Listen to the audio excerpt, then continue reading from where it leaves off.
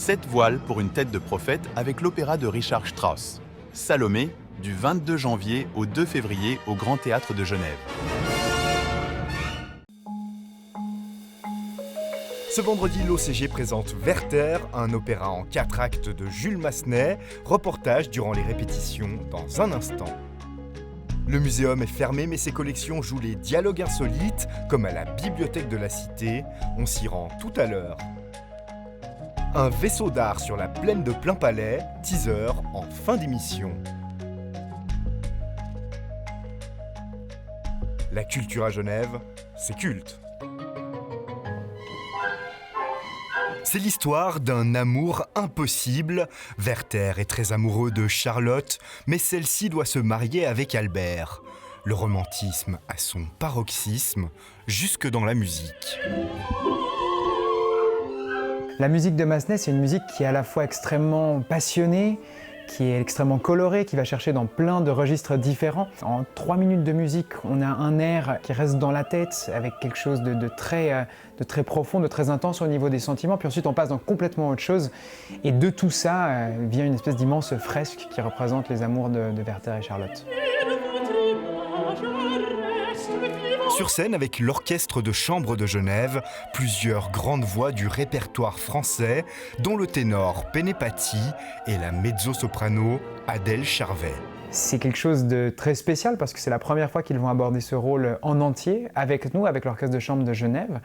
Et ça fait aussi un petit peu écho à la création même de Werther parce que l'œuvre a été créée en français pour la première fois en 1892 à Genève. Pour les chanteurs, la représentation de ce vendredi sur la scène du Victoria Hall, sans grand décor, impose un travail d'interprétation supplémentaire. Quand on fait une production d'opéra, on a 4 semaines de répétition, c'est le grand luxe, et là on a seulement quelques jours.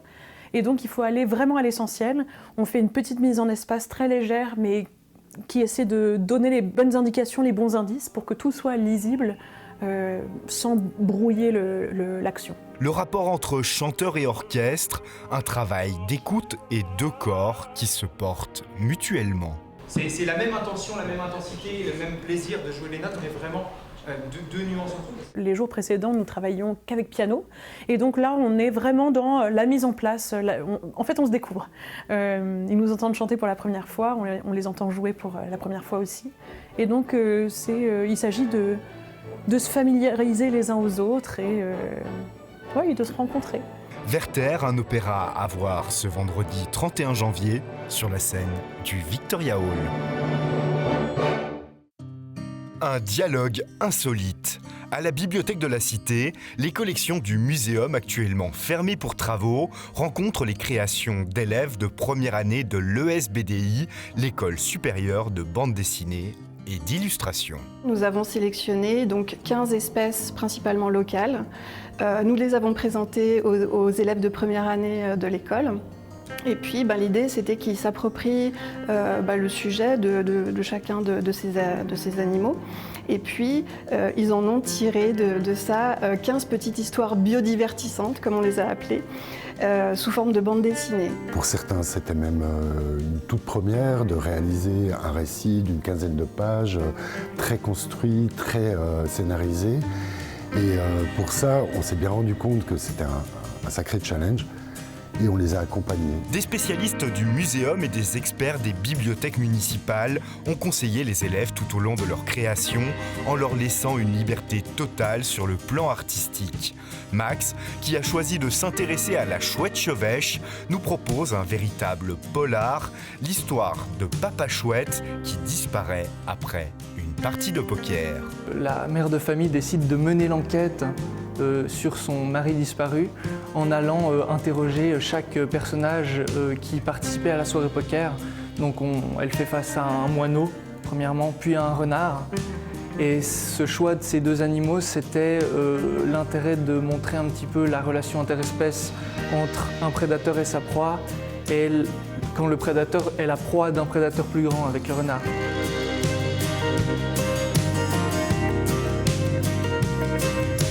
Quand je le vois comme ça, ce que je ressens, c'est déjà un petit peu de fierté parce que, et j'imagine que c'est le cas pour la plupart de mes camarades exposés, de se dire que c'est super de pouvoir être exposé avec une qualité d'exposition qui est d'ailleurs vraiment bien et de pouvoir contempler son dessin à des échelles auxquelles on n'a pas l'habitude comme ça.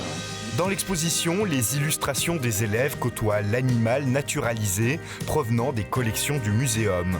Et au centre de la pièce, cet ensemble rappelant les compactus des réserves du musée présente le travail de recherche et de conservation entrepris par les scientifiques de l'institution.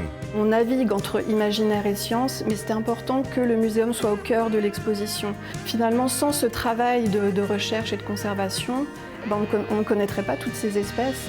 Et donc finalement, on ne peut protéger que ce qu'on connaît. Une fusion entre science et art pour les bibliothèques municipales, c'est l'occasion de donner vie et d'enrichir la collection. La bande dessinée et l'illustration est une partie importante de notre collection. On a à la fois aussi un vrai terrain de création hyper important dans ce canton et dans cette ville. Et je pense que c'est aussi notre devoir de les mettre en avant. Dialogue insolite, une exposition à voir jusqu'au 21 juin à la Bibliothèque de la Cité. Sur la plaine de Plainpalais, un ovni culturel, le vaisseau d'art. À l'intérieur, la compagnie Les Faiseurs de Rêves propose aux passants des graines de ciel. On offre des moments dans le tumulte de la ville et de la vie aux passants. Des moments hors du temps, des moments musicaux, théâtraux, poétiques. On a jusqu'à 3 artistes pour un seul spectateur et puis on s'adresse à tous.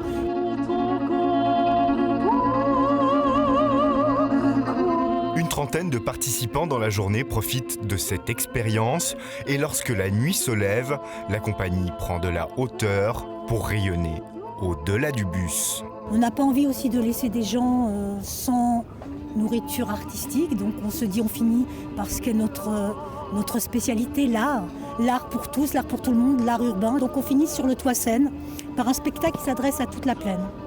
On s'inspire aussi des rencontres magiques qu'on a fait, près d'une centaine déjà.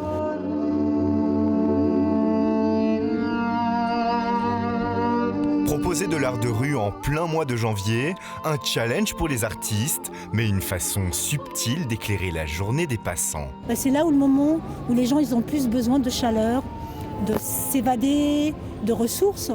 Et je pense que l'art est une ressource juste au-delà parce qu'elle nous déplace instantanément. Graines de ciel, c'est à vivre sur la plaine de Plainpalais jusqu'au 5 février.